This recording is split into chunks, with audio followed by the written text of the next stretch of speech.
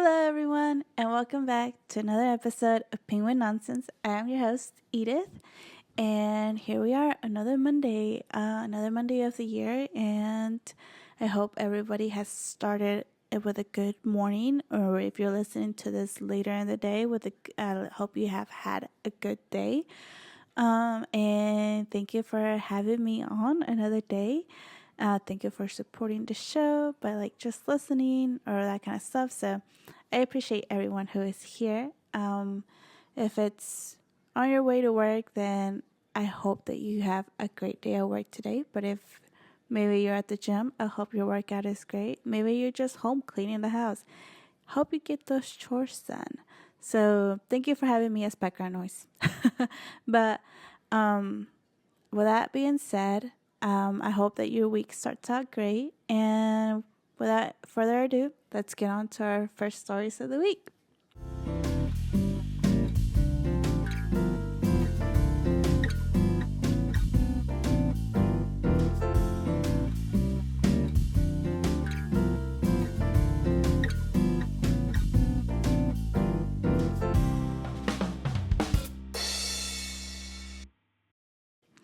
So this story came out a while ago, back in November, and I don't know if y'all remembered or even heard about it because I feel like it wasn't that big, and honestly, I wouldn't have even known about it if it wasn't for one of my aunts.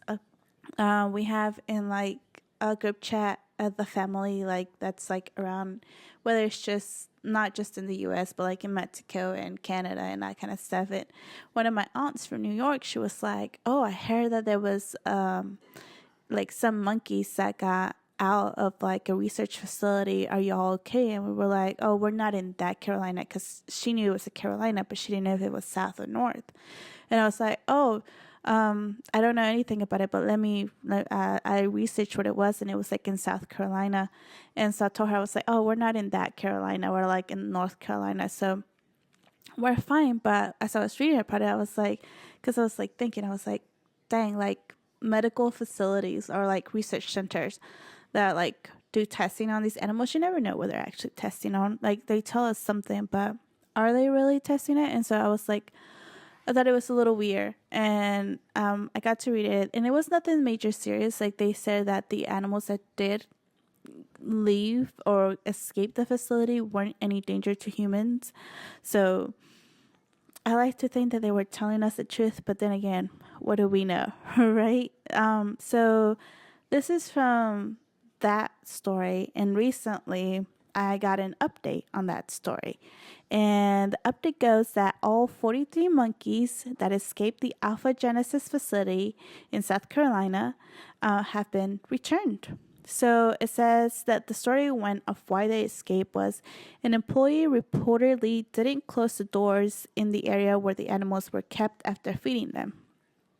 Quote, "My understanding is that immediately after the incident occurred, the employee supervisor approached her and stated that she should or could be terminated if it was determined that there was no structural failure which led to the escape."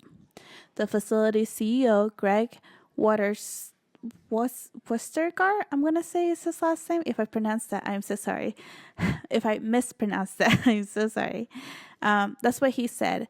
And it says, quote, "I am told that to this point, right now, the employee has walked out of the job and has not returned." So at that point, the employer got told, "Hey, if it was due to your own negligence, then you're going to get fired." Because obviously, these facilities are obviously well secured, and so I'm sure there's lots of protocols to keep these animals safe, away from the public, but also the public away from them. And so I'm sure that there was it had to be someone's own negligence to either leave a door open or something like that for these animals to have escaped. And it turns out that that's what happened, is that she left the door open. And it kind of reminds me of my dogs. If I leave the door open, if I open the door, and I tell them no, they won't go out the door. But if I open the door and I leave it open and I don't tell them no, do they just take that as well, she didn't say no, and they just make a run for it? So I definitely do understand the bad consequences of leaving a door open. So I would say, like, I get her, because I would probably be that employee who left the door open, you know? So I'm glad that all the animals were returned. From what I read in the article, it took more than just the facility looking for them, but just also like the community making calls to the facilities and to police departments and that kind of stuff. Like if they spotted any of them that they were supposed to call, and I'm glad they got them all back. Because I know that they say that they weren't any threat to us, but better safe than sorry, right? So let me know what you guys think in the comments. If you think that maybe we shouldn't be doing animal testings. I know that's a big topic, because I feel like it's a double-edged sword, because I feel that we need to have these testings done to know on like different products that we use and that kind of stuff, and how it affects, or it's going to affect eventually, humans. And I know that a lot of our medicine and pharmaceutical stuff or surgery stuff or that kind of stuff wouldn't be possible now if it hadn't been for the use of these animals. So I totally understand, but at the same time, I know it can also be cruel to them. So I hope that whatever steps they are taking is as unpainful as possible, But let me know what you guys think. And if y'all were also scared or heard about this, and that there was 43 monkeys out there just out on the streets like nothing. So let me know you guys thought that was sus. But that was our first story of today. And now our second story of the day is from Reddit. I found it on Am I the Asshole? And the title goes, Am I the asshole for telling my mother that I feel like she doesn't think before she speaks sometimes? This one was posted by SnooMaps250, and it was posted 10 hours ago, so it's pretty recent. Like I've said before, I like to get these more recent stories just so later nobody is like, like other bigger creator TikTokers, podcasters, whatever, are like, oh, she stole a story from me or whatnot. Like, no, I literally just go on Reddit and just like find like the most recent story. That's it. Or like that was interesting to me. So all of these are like pretty recent. And like always, I post a link to everything on the comments. So, on the comments, on the bottom of like the videos and that kind of stuff. So if you ever want to go and read something because like they might have an update later, or I just take little snippets and try to tell y'all like the main thing of the article, but I'm not gonna sit here and read y'all everything because like that would take too long. The only time I do read everything is the Reddit stories. That y'all get all the tea that they put on there. So without any more, let me go on to what the story says. So, for context, my mother has bullied me since I was a kid. I'm introverted and quiet, so when she insults me, I usually stay quiet or tell her that what she's saying hurts. I've tried communicating with her about how badly she can make me feel, but she always says I'm too sensitive, need to grow up, or can't handle criticism. I have tics, and she thinks that I'm the only, and she seems to be the only family member who makes fun of them. Whenever I tic, she makes a big show of gasping and says I scared her, and then imitates me in claiming that she's not doing it on purpose. When I was younger, I had a habit of putting too much food in my cheeks, and she would call me the Queen of Pigs, yelling that I was disgusting for it. She also used to get mad at me for my smile in pictures, claiming that I was doing it on purpose. I'm autistic, and for years, I struggled to smile naturally. She called me lazy and fat, and even though I've always been close to underweight and was sick for a couple of years, leaving me with barely enough strength or energy to get up. I'm sharing this to explain why I believe she doesn't fully understand how words can affect others. So, yesterday, while walking home from the gym on a call with my brother and my mother, she told me to stop clucking like a turkey and watch my steps after I left. I told her it wasn't kind and moved on. Later, I joked with my brother and he joked about me being too old to act that way. My mother said, I know, right? She truly doesn't act like she's 20. We should just marry her off to like her cousin or something. My mother had made many jokes about marrying me off or telling me I need to find a rich husband to go anywhere in life. I've told her many times that these jokes aren't funny, and she rolls her eyes and tells me I'm being sensitive. I found the cousin comment disgusting and hung up. When I got home, I ignored her. And when I went to make dinner, she said I was being traumatic and it wasn't that big of a deal. This morning, her first comment to me was, Are you still mad at me? I didn't know what to say, so she groaned and asked what she did wrong. I told her, I feel like you don't think about what you're going to say sometimes. And she responded, Well, you better watch your mouth. I'll tell you what I really think of you someday, then you'll see. And my dad intervened, saying, Okay, let's cut the conversation here later. I asked my dad if what I said was disrespectful, and he said it was, that I can't speak to my mother that way, and told me to apologize. This doesn't feel fair because she's never had to apologize to me, even though I've done it countless of times.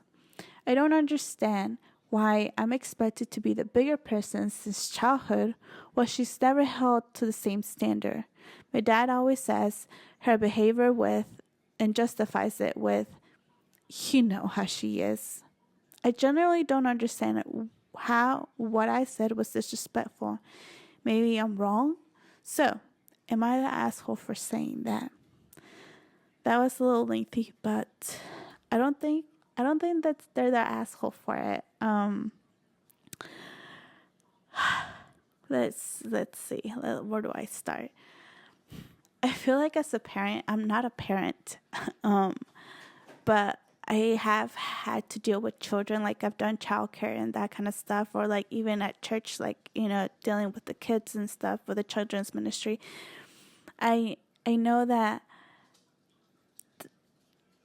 kids are like little sponges. They absorb everything that you tell them, and when as a young age, when you start telling them you're not pretty or you're being like a pig, like in her comments that she states, you're being a pig, your smile is bad, that kind of stuff, that starts to stick. Like as they grow up, they start thinking, oh, I shouldn't smile for pictures because my smile is horrible, or I shouldn't eat, and like I know some people don't think it's table manners to stuff their cheeks, but like some of us have big cheeks. Like my cheeks are big. My cheeks will always be big, and even when I was skinnier, like now I'm a little bigger on the bigger side, but like even when I was skinnier, I had big cheeks. And it's not that I stuff my mouth, but I've just always had big cheekbones. But it's these little things that, like, if people had made fun of my cheeks, there's the thing I love the most. They're just always big. But if people had made fun of them to begin with, which I'm sure I got a comment here and there of being like chick mutt or something, but I never really thought of it much. But I'm sure if it had been like by my own family and that kind of stuff, and like degrading terms, not in like a jokingly manner, but in degrading terms, you know the difference. Like at some point you start to tell the difference when somebody means jokingly and when somebody is like a backhanded compliment, their malintentions behind it. And I feel like if that had been the case, I would be a lot more self-concerned. But honestly, I'm not. And so, like, I feel like if this person has had to deal with this parent specifically always making some bad comment about them, then I'm sure her either mental stability or that kind of stuff has not been the greatest. because the people who are supposed to be, helping you, uplifting you, aren't doing it. And I think that goes for a lot of us who grew up in Hispanic households. We were learned from a very young age to have thick skin. And I don't know what it is about our culture, but, getting called names or stuff like that is always like a thing in our culture. But we know it's jokingly. We know it's not like, like I said, malintended. But if you're not used to that and you see where they're coming from, I'm sure it starts to get to you. And like I said, kids are sponges. Kids will absorb anything you tell them. And which is why it's such a crucial moment for when they're young to get as much information as they can on things, because literally that's all they're made for when they're little. That's what's going to shape them. And if we don't put any like positive reinforcements in them, they're not going to have that in life. So I don't think that she, because I don't know if it did say it, is an a-hole for saying it. I feel like it's time for this person to like draw some boundaries, and sometimes you had to draw them with your parents. Sometimes you had to let your parents know that, hey, I'm not okay with this. I'm not okay with what you called me, and I don't think you need to keep doing it. Like I've told, it's not like this is the first time you're like, yeah. And no, this has happened on plenty of occasions.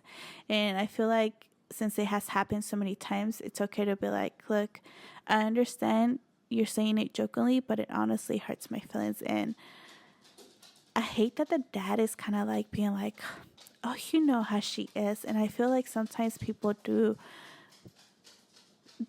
play stuff off like that, like, oh, you know how they are. So just forget it and let it go. And I feel like we need to stop doing that as much, because I've always been big on telling people that, like, if it hurts you, it hurts you. Whether it was the worst thing that happened or whether to someone it was like the most simplest thing that happened, if it hurt you, it hurt you. You don't have to explain to me why it hurt you. You just have to know that it hurt you, and that's what matters, And I feel like we forget that sometimes, that not everybody has the same strength, not everybody has the same coping mechanisms, not everybody has that like love they grew up with, or that kind of stuff. And eventually that's what makes us adults. Our emotions are the way we control them, that kind of stuff. And so when somebody says that they're hurting for whatever reason, even if you thought that was nothing, to them it hurt them. So we shouldn't put that aside. Like, I hate when people say, that's just how they are. Like, I'm telling you, it hurts. It hurts. So I think that's something that we can all work on and really put that into our lives. Like, listen to somebody when they say, that, hey, that hurt when you did that, or I don't like it when you do this or that kind of stuff.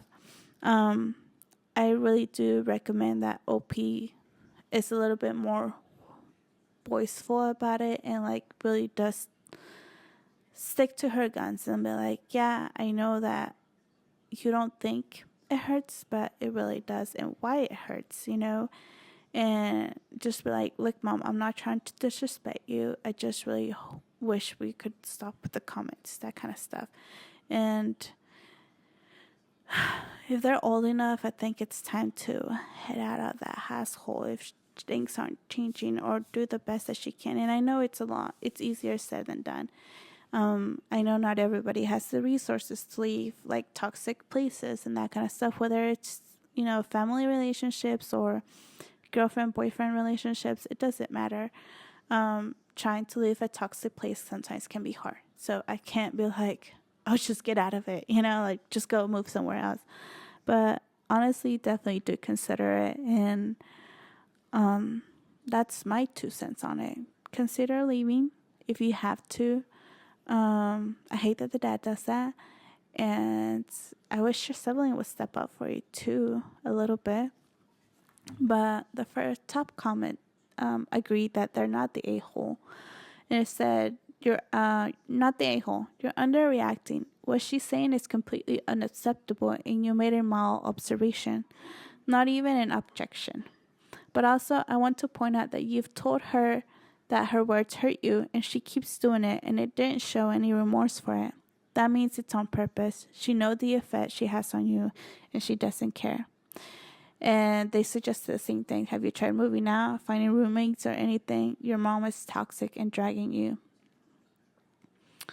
Some people go to say, like, what is the questioning and what are her motives,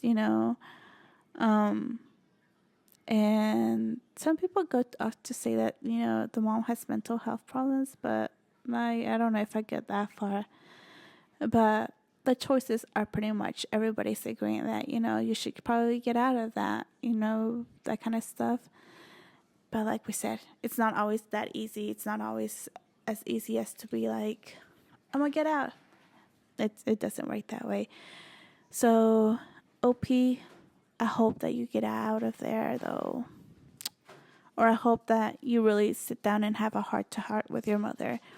And not in a moment where both of y'all are tense, but in a moment where you see that I feel like us people who sometimes come from a home where we walk on eggshells, we know when the right moment is to talk to a person. And if you have grown in this household where you walk on eggshells, you would know when your mom is in a good mood.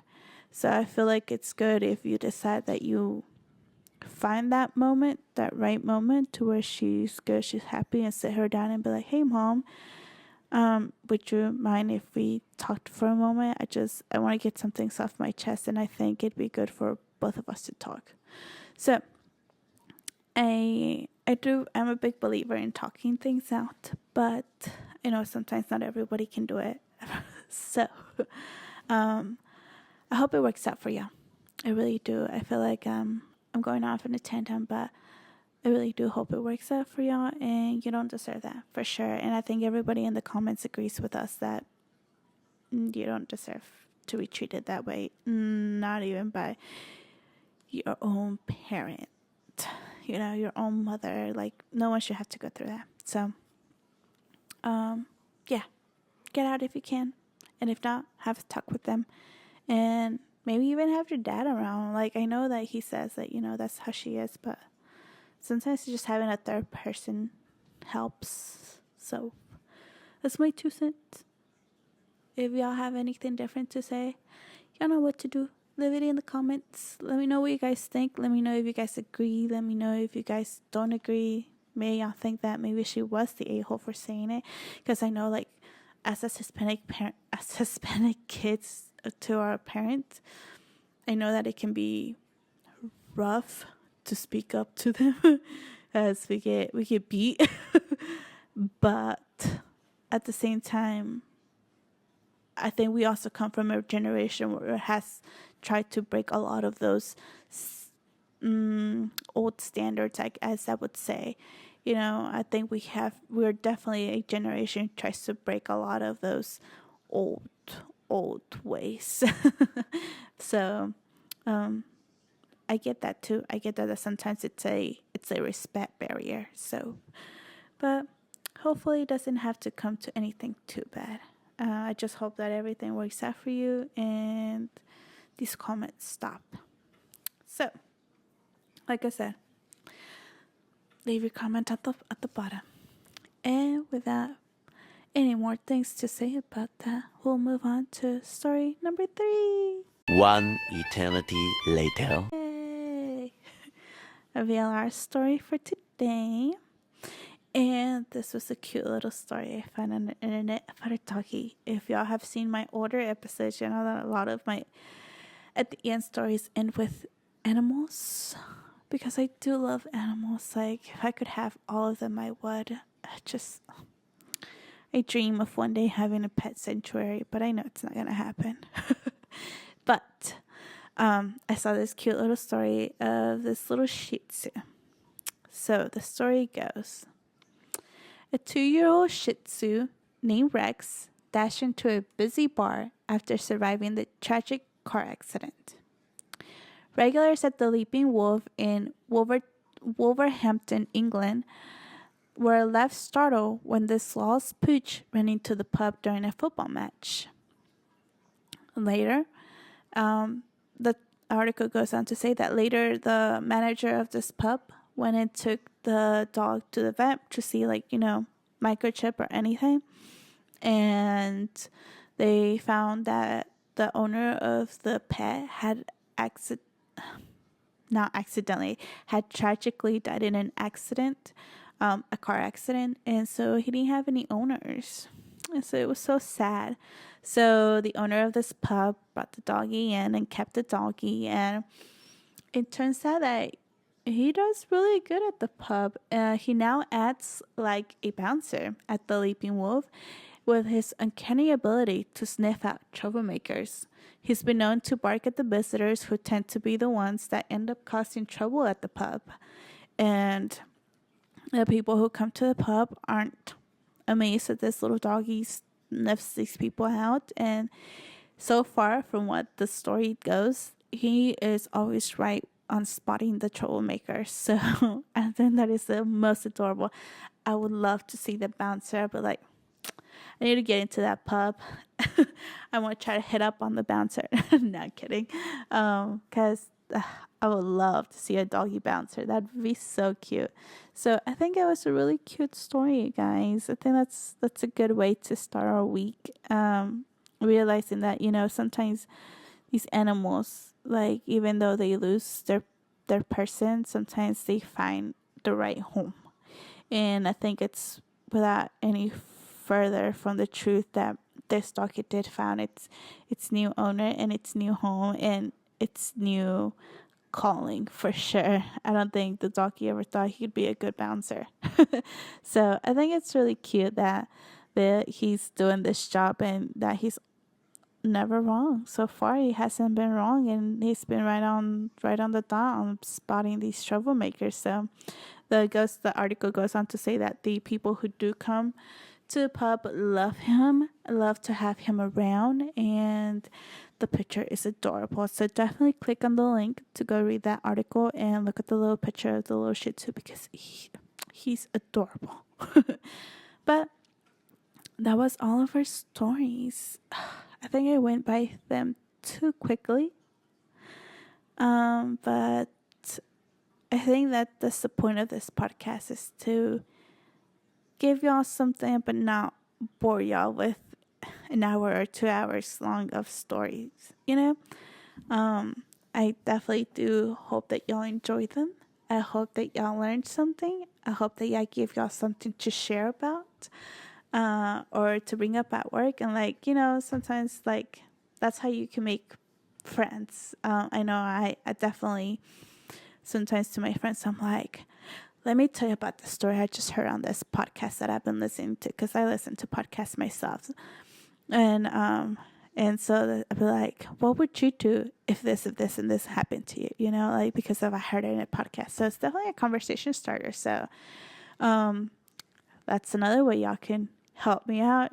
Share the YouTube, share maybe the Spotify, and be like, hey, look, go follow that girl. And hopefully we can grow a nice little community here. I know, like I always said, I do this just for the fun, just because I like to talk. I'm a chatterbox. But I can be very shy when I don't know you. But once I do know you, I won't stop talking. So, I definitely do like to sit down and talk with y'all. And, that's the best way to share, share this YouTube video, share the Spotify links or whatnot. And that way y'all can both sit down and, what do you think about her opinion? Because at the end of the day, these are all just my opinions. I am not here to make statements, make up believe anything or anything like that. It's just here to share what I think, get it out of my mind, get it out of my chest, and go on about my day. And that's why I tell y'all to comment down below. And if y'all have something else to say, we're all here to learn. We're all here to understand everyone's side. So I think that's a whole community thing. Hopefully we can start that. But without further ado, I hope you have a great week. If the week has already passed, then I hope you had a great week. And I will see you on the next one. So don't forget to like, subscribe, and I'll see you on the next one. Bye, guys.